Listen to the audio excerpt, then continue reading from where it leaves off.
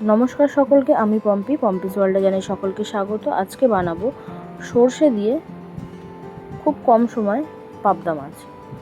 পাবদা মাছগুলো এখানে রয়েছে 500 গ্রামের মতন। সেটিকে আমি খুব ভালোভাবে পরিষ্কার করে তার মধ্যে আমি নুন হলুদ মাখিয়ে কিছুক্ষণ রেস্টে রেখে দেবো, যাতে নুন হলুদটা খুব ভালোভাবে মাছের গায়ে ঢুকে যায়।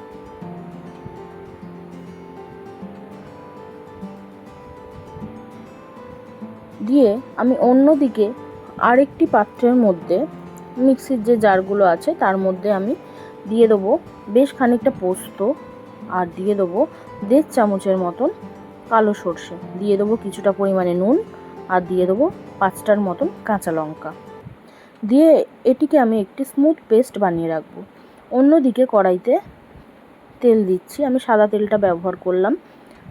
দিয়ে মাছগুলোকে আমি ভেজে নেব, খুব বেশি ভাজার দরকার নেই, হালকা করে ভাজলেই হবে। দিয়ে আমি অন্য কড়াইতে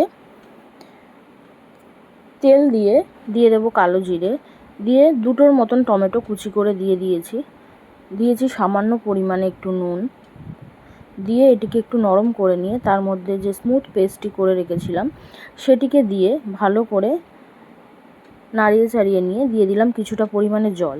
জলটা ফুটে গেলে তার মধ্যে আমি একে একে পাবদা মাছগুলো দিয়ে দিচ্ছি। পাবদা মাছগুলো দেওয়া হয়ে গেলে তার মধ্যে দিয়ে দেবো কিছুটা পরিমাণে কুচানো ধনেপাতা দিয়ে কিছুক্ষণ রেখে নামিয়ে নেব। খুব বেশি ফোটাবো না ধনেপাতাটা দেওয়ার পরে।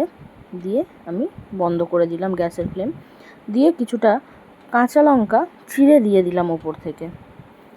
ফ্লেভারটা খুব সুন্দর আসে, কাঁচা লঙ্কার যে গন্ধটা রয়েছে খুব সুন্দর আসে। দিয়ে এটাকে এবার আমি ভাতের সাথে পরিবেশন করে দেব।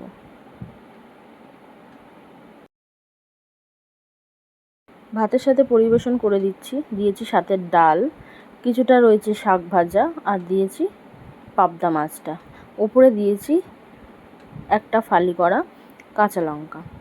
এতক্ষণ সাথে থাকার জন্য অসংখ্য ধন্যবাদ আপনাদের। ভালো লাগলে একটা লাইক কমেন্ট শেয়ার করে দেবেন।